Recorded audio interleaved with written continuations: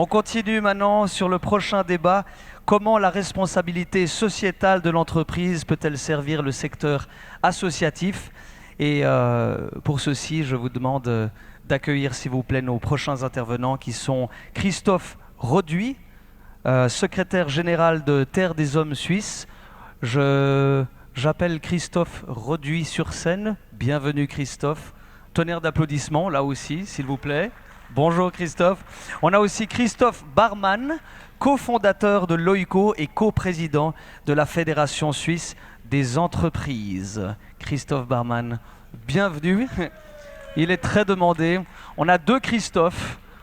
Voilà. Et puis pour la modération, nous avons Raphaël Leroy, qui est le chef du pôle enquête de la RTS. Bonsoir, bonjour, bonsoir, avec la lumière qui reste la même.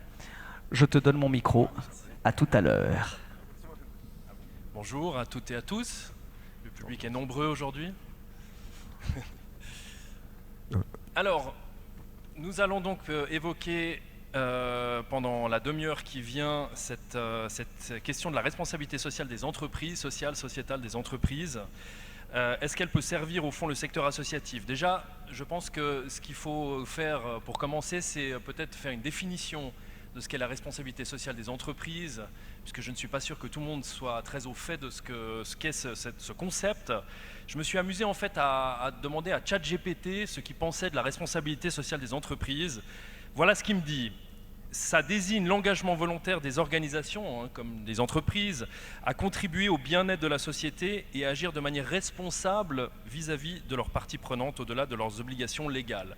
Alors c'est peut-être un peu complexe, mais pour être très concret, ça peut être par exemple la réduction des émissions de gaz à effet de serre pour les entreprises, pour les organisations, au sein de l'entreprise. Ça peut être des actions philanthropiques en soutenant des initiatives sociales, éducatives ou culturelles.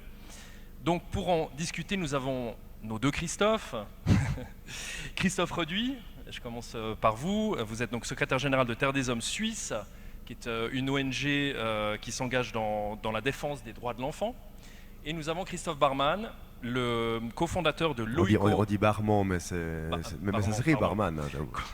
J'aurais Autant adoré pour moi. d'ailleurs être barman, quoi. C'est vraiment un truc.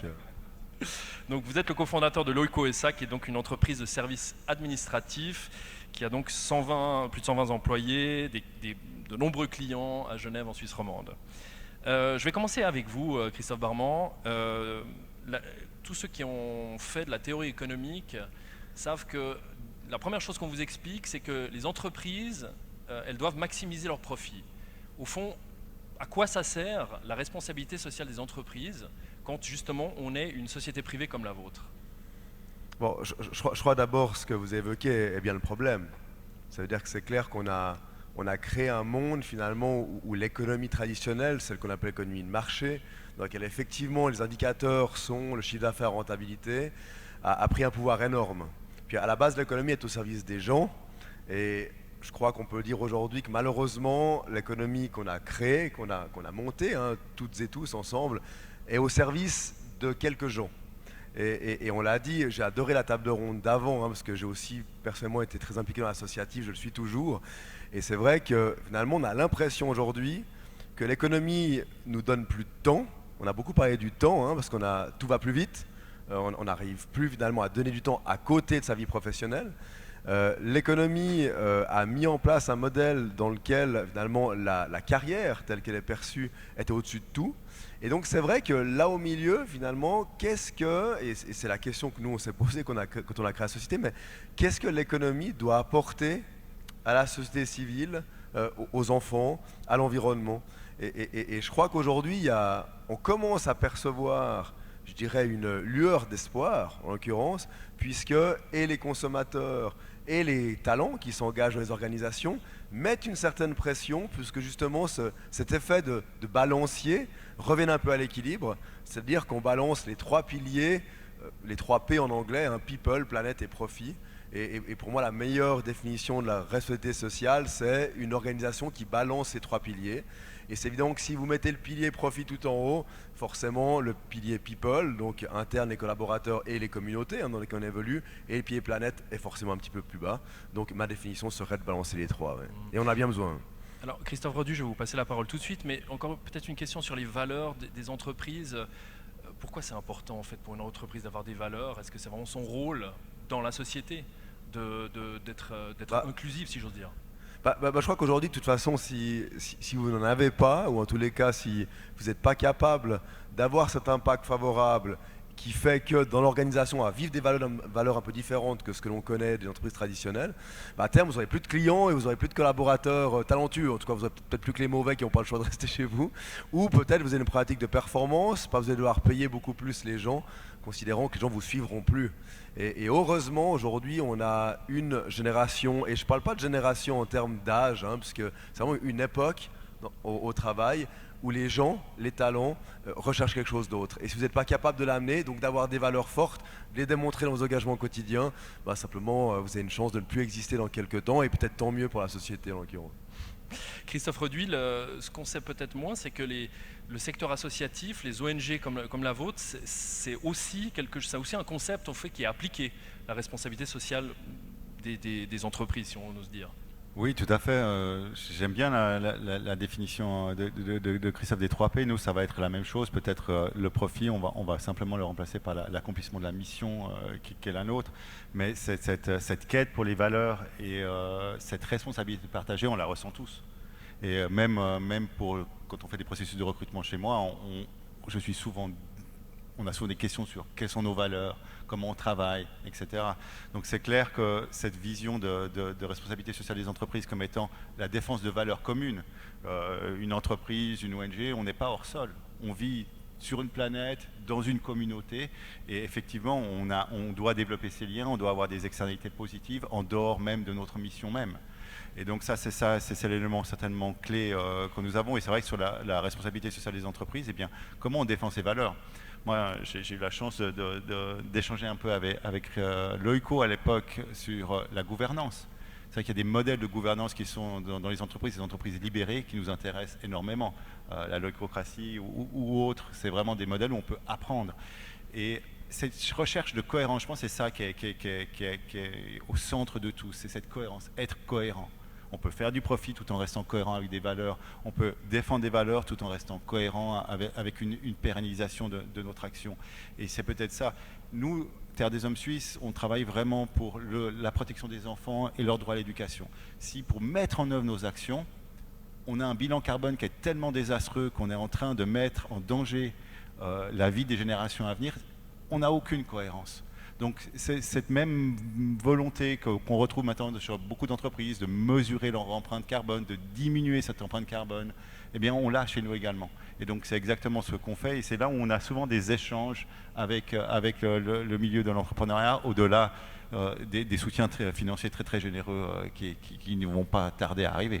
Mais ça veut dire quoi? Ça veut dire que c'est une volonté de l'entité, de l'entreprise, l'organisation de l'ONG ou il y a une demande même des employés?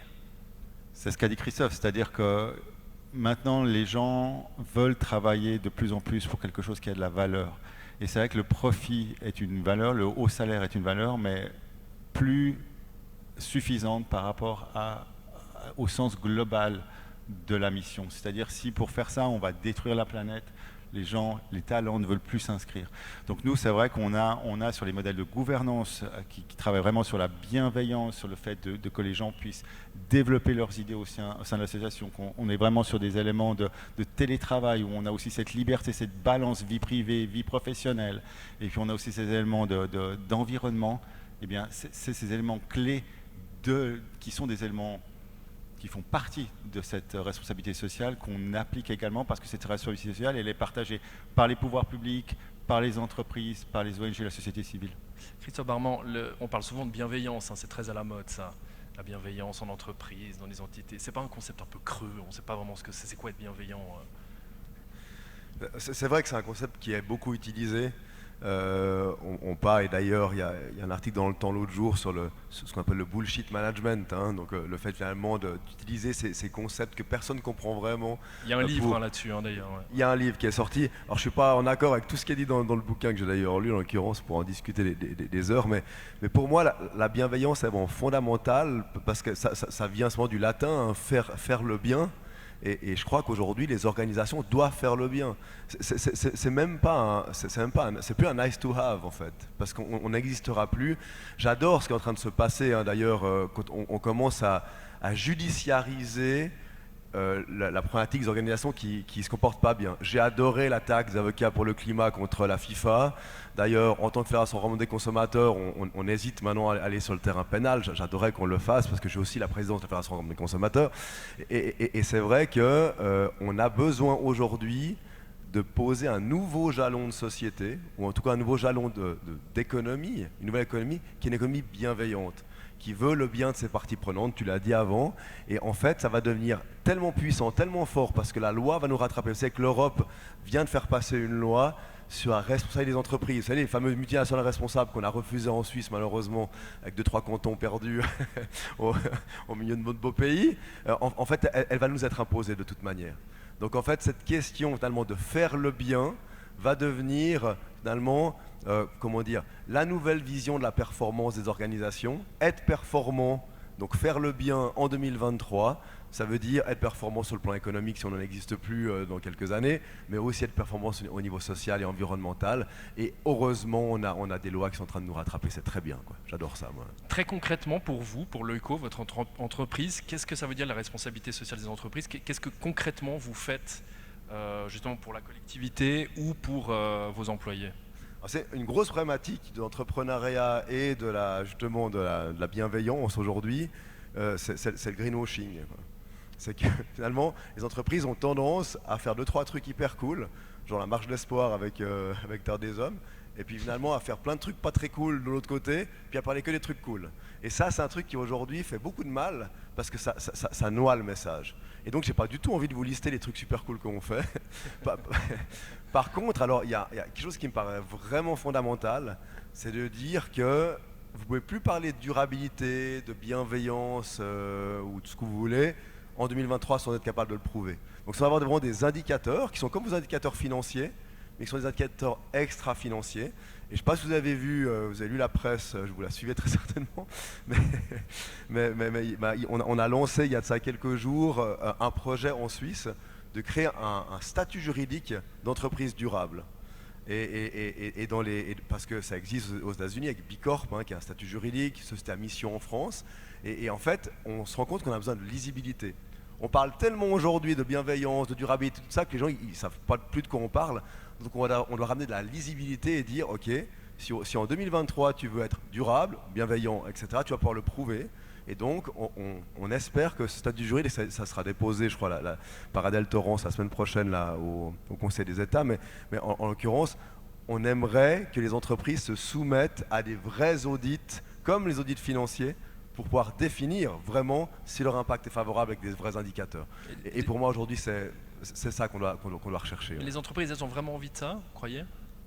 Les entreprises, certaines n'ont pas tellement envie, surtout celles qui ne sont pas fondées sur des valeurs peut-être comme les nôtres, celles qu'on partage. Et surtout, le gros problème qu'on a aujourd'hui, c'est que les marchés financiers tels qu'ils ont été conçus éloignent finalement le principal organe de gouvernance d'entreprise qui est les actionnaires et l'entreprise elle-même. Donc en gros, le seul lien entre une entreprise cotée en bourse et son organe de gouvernance principal, c'est le pognon que l'organe de gouvernance principal va gagner au trimestre, etc.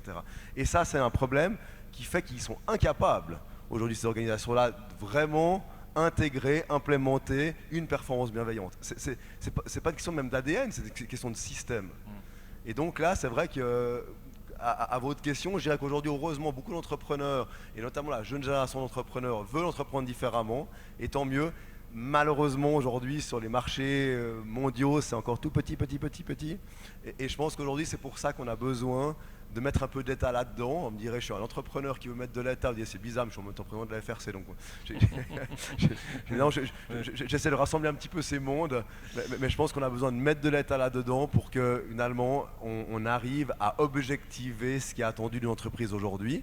Et le projet, en l'occurrence, qui est défendu à Berne, là, en ce moment, est pour l'instant dans une logique vous pourrez décider si vous voulez devenir une entreprise durable. Par contre, si vous le devenez et que vous êtes audité, eh bien, vous pourrez avoir accès peut-être à des marchés publics de manière plus facile. Ou vous aurez peut-être, comme ça fait aux États-Unis, hein, donc Bicorp le fait dans certains États, avec Bicorp, pardon, donc moins de fiscalité. Si vous faites moins de conneries, l'État doit moins compenser pour vos conneries, donc c'est logique que peut-être vous payez moins d'impôts. Donc voilà, c'est ces dynamiques-là. Christophe Reduit, est-ce que le secteur privé en fait assez pour le monde associatif au niveau justement de ce type d'opération? On peut toujours faire plus, ça c'est clair. Non, mais juste pour revenir sur un point, je pense que le début de l'approche de la RSE, c'était une approche vraiment volontaire. C'est-à-dire qu'on pouvait s'engager, une entreprise pouvait s'engager de sa propre volonté. Maintenant, on est à un tournant où effectivement, il y a un certain nombre d'éléments qui doivent être des éléments standards et qui doivent être mesurés.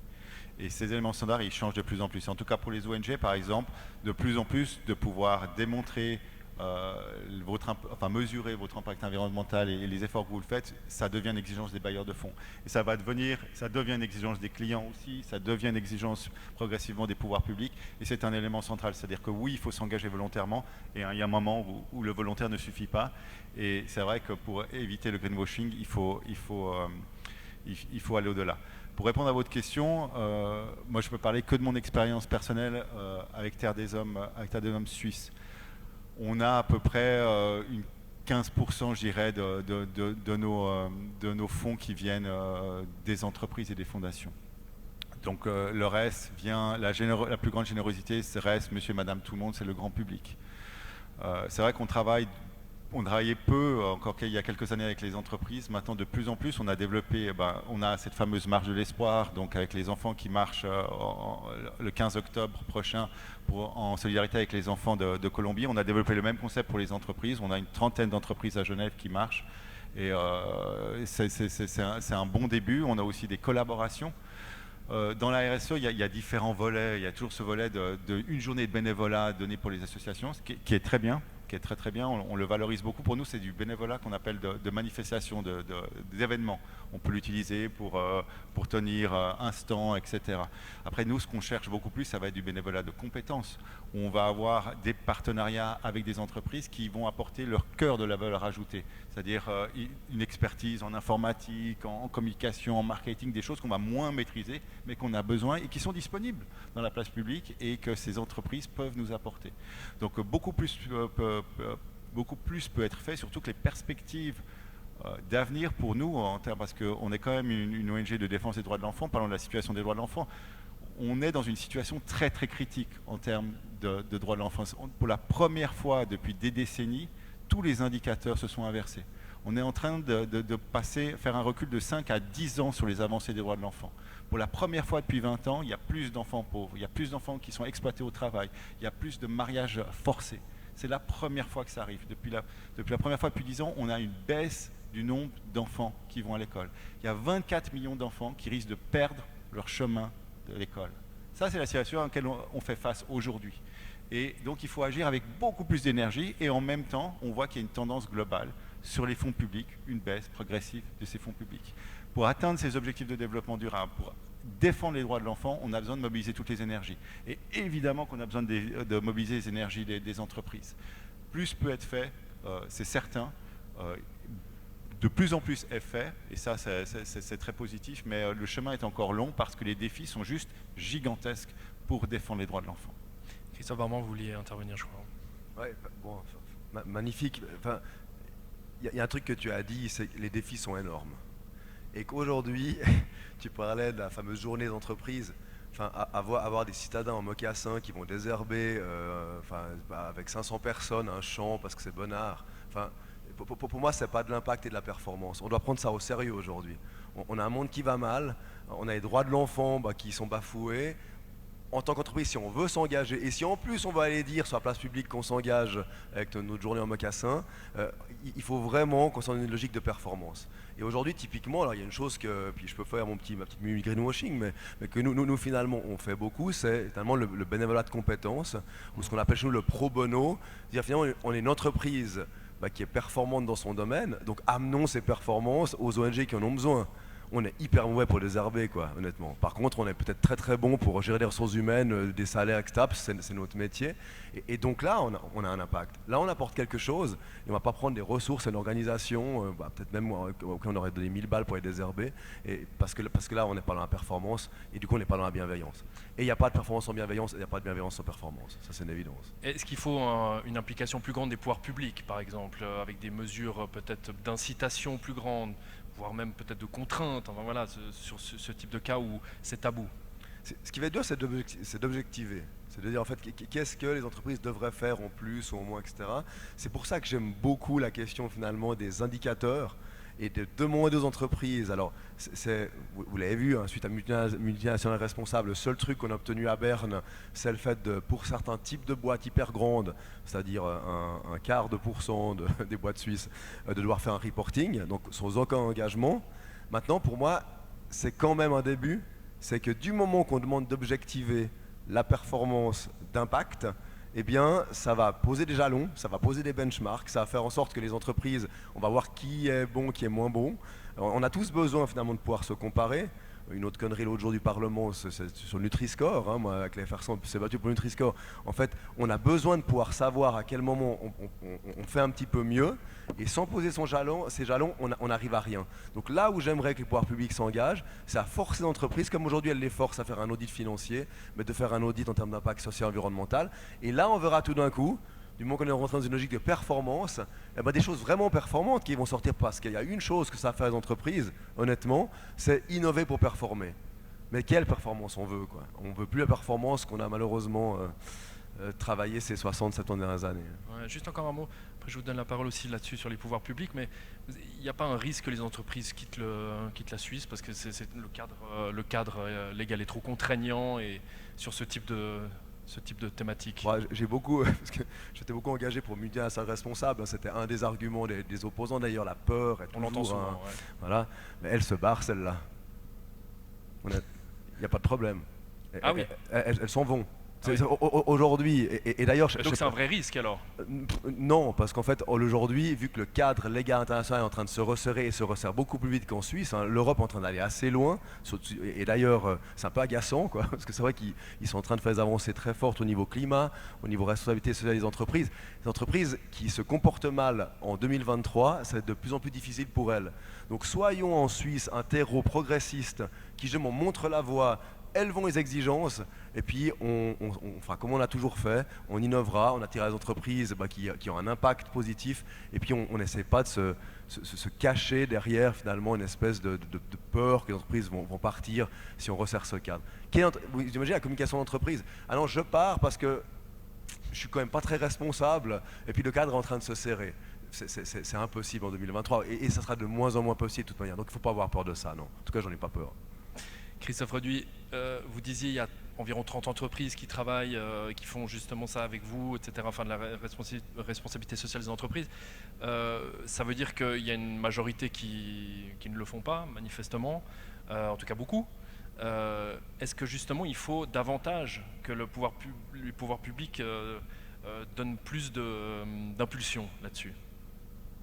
Nous, en tant qu'ONG, on est soumis à des nouvelles règles de compliance quasiment chaque année. Chaque année, on nous rajoute une couche pour pouvoir vraiment rendre compte qu'on est transparent, qu'on a pris en compte les différents éléments d'intégration, de protection, etc. Et c'est vrai que je trouverais bien que ce socle dont on parlait avant, ce socle un peu commun de l'ASE, de responsabilité partagée finalement, soit soutenu également en tant qu'obligation légale avec des indicateurs. C'est vrai que nous, on avait aussi beaucoup milité pour Multinationales Responsables et ça avait été très mal perçu. C'est-à-dire que c'était dit « Oh mon Dieu, les ONG font de la politique ». Mais en fait, le cœur de ma mission, c'est défendre les droits de l'enfant. Et donc, si on me demande « Est-ce que je pense que nécessaire que les entreprises multinationales ou locales s'engagent dans l'ensemble des activités à ce que les droits de l'enfant ne soient pas violés, qu'il n'y ait pas des enfants qui soient exploités au travail, qu'il y ait un revenu digne qui permette à leurs parents de les emmener à l'école », je suis obligé de répondre oui, évidemment. C'est ce qu'il faut qu'on fasse. Et donc, ça avait été perçu comme on s'intègre dans le dialogue politique, et après, des activités simplement de sensibilisation des enfants sur le développement durable ont été remises en cause. Donc il faut vraiment bien dépassionner ce genre de débat et se dire quel monde on veut demain. Oui, si on met ces règles, peut-être que certaines entreprises, et les pires, comme l'a dit Christophe, vont partir. Si on a une vision à 5 ou 10 ans, on est en train de créer la place de demain. Et ces entreprises auront soit changé, soit elles auront disparu, soit elles seront dans des pays de manière avec lesquels on n'aura pas envie de faire du commerce. Donc il faut avoir une vision un peu plus à plus long terme. Ce travail avec les entreprises qu'on a fait, on a mentionné les 30, c'est les 30 qui marchent pour la marche des entreprises. Juste une petite chose qu'on a essayé de faire en allant vers les entreprises, c'est pas simplement dire donnez-nous de l'argent pour le sourire des enfants. Parce que les entreprises, elles ont aussi des défis, elles ont des défis nombreux en étant en concurrence les unes avec les autres, avec un marché qui s'est aussi tendu sur un certain nombre d'éléments. On est venu en leur disant, nous on vous propose de vous engager pour soutenir les droits de l'enfant et en même temps on vous donne un produit qui vous permet de développer la cohésion de vos équipes, de développer la santé de vos équipes. Et ce win-win, c'est un peu ce qu'on cherche de plus en plus. Bien sûr, il va falloir un cadre légal qui se resserre, mais au-delà de ça, je pense que l'élément clé, c'est quelle est la collaboration sur le long terme qu'on peut faire avec des entreprises. Et pas deux mondes séparés qui ne communiquent pas comme ça a été longtemps le cas, mais des expertises qui sont des expertises spécifiques et dont l'une et l'autre peuvent se nourrir. Et c'est vraiment ça qu'on essaye de développer maintenant, c'est-à-dire évidemment pas forcément être sur le désherbage, même si voilà, peut-être un IT, il n'a pas envie de passer toute sa vie devant un ordinateur et de voir de l'herbe, ça peut lui faire du bien 5 minutes, mais évidemment se dire je m'apporte une expertise parce que j'ai une entreprise, tiens, l'ONG a une autre expertise et ensemble on va créer un produit qui permet d'avoir effectivement du profit pour l'entreprise et moi d'avoir un impact très positif sur des générations. La seule difficulté, c'est que pour nous, travailler sur le droit à l'éducation, c'est un travail à long terme. Un partenariat, chez nous, c'est 12 à 15 ans. Et c'est vrai que ce n'est pas forcément ce mode-là dans la filière entreprise, dans la RSE, dans le soutien des ONG qu'on retrouve généralement. Donc long terme et sur les expertises spécifiques de chacun. Merci, on arrive gentiment au terme de cette discussion. Évidemment, ça vous aura pas échappé, on est ici pour l'enfance au fond. Est-ce que justement la responsabilité sociale des entreprises, est-ce qu'il y a des choses très concrètes qui se font au niveau spécifiquement des enfants? Alors on a vu avec vous Terre des Hommes, mais est-ce qu'il y a d'autres organismes qui bénéficient de ça? Est-ce que via, je sais pas, l'éducation, via des programmes d'éducation, ce genre de choses, de sport ou ce genre de choses qui se mettent en place pour l'enfance en tant que telle, ou ça n'intéresse pas vraiment le milieu privé? Non, mais je pense déjà il y a une dimension fondamentale et très locale, c'est toute la question de la dynamique familiale. On en a parlé avant. Hein. Les familles sont sous pression financière, les familles sont sous pression en termes de temps, les familles sont sous pression en termes de garde d'enfants, et ça on le sait. Et je pense que l'entreprise aujourd'hui a son rôle à jouer. Déjà pour peut-être pousser, s'engager aussi politiquement. Hein. Les entreprises traditionnellement sont peu engagées politiquement parce qu'elles ont toujours dit, mais vu que mon levier de performance, c'est chiffre d'affaires, rentabilité, j'ai pas intérêt de fâcher quelqu'un parce que j'ai une position politique, etc. Et ça, les entreprises doivent sortir de ça. Elles doivent s'engager politiquement pour le congé parental le 18 juin à Genève, par exemple. Et là, déjà, on fait pour l'enfant. Je suis un peu de politique de temps en temps ici. Oui, je vois. Mais, oui, justement, parce que j'ai l'impression qu'aujourd'hui, les entreprises progressistes engagées doivent aussi s'engager sur le terrain politique parce que c'est nos conditions cadres. Donc je pense que c'est déjà un élément. Finalement, essayer de prendre soin des collaborateurs, collaboratrices et de leur cadre familial en améliorant aussi les conditions au cadre. On a parlé la semaine de 4 jours, on en parle beaucoup en ce moment, nous on y réfléchit beaucoup, ça pose plein de questions, notamment au niveau financier, en termes d'organisation, mais finalement pourquoi pas, si on arrive à donner plus de temps aux gens, celui qu'on leur a mangé ces 50 dernières années, que l'économie toujours plus performante, eh bien l'associatif se portera mieux, et très certainement qu'aujourd'hui, moi j'étais beaucoup impliqué dans le sport, il y a 80% de la pratique sportive organisée en Suisse qui dépend de l'associatif et du bénévolat. D'accord ? Alors, la table ronde d'avant était assez optimiste. Moi, je suis un peu moins, parce que je vois vivre les clubs de ski, les clubs de foot, etc. C'est de plus en plus difficile de trouver des gens quand même. Donc, en tant qu'entreprise, redonnons du temps et faisons en sorte que les gens puissent s'engager pour des causes qui font du sens pour eux ou elles. On va terminer avec vous, Christophe Reduit. Il reste 30 secondes. En 30 secondes, est-ce que justement ces milieux de l'enfance sont des cibles, entre guillemets, justement pour des secteurs privés, pour développer ces responsabilités sociales des entreprises? Bien sûr, c'est un thème extrêmement porteur et on travaille sur les générations à venir. Donc ce qui est clé pour nous, c'est travailler sur les enfants et les jeunes comme acteurs de changement. Ce sont nos partenaires et de plus en plus, j'appelle les entreprises à reconnaître le fait que les enfants et les jeunes ne sont pas simplement les acteurs de demain, mais ils créent aujourd'hui le monde de demain. Et tout ce qu'on peut faire pour promouvoir leur action est à faire. Et donc ce cadre, ces collaborations qui se développent de plus en plus, on n'avance pas assez vite par rapport aux défis, mais on avance. Donc j'ai un appel à ces collaborations, qu'elles se multiplient, qu'on reconnaisse l'importance des enfants et des jeunes dans notre monde aujourd'hui. Merci beaucoup Christophe Reduit, Christophe Barmand d'être venu discuter justement de cette responsabilité sociale des entreprises. Merci à tout le monde qui a assisté à cette discussion. Et je vais donner la parole à Yvan. Merci beaucoup, on peut applaudir les deux Christophe.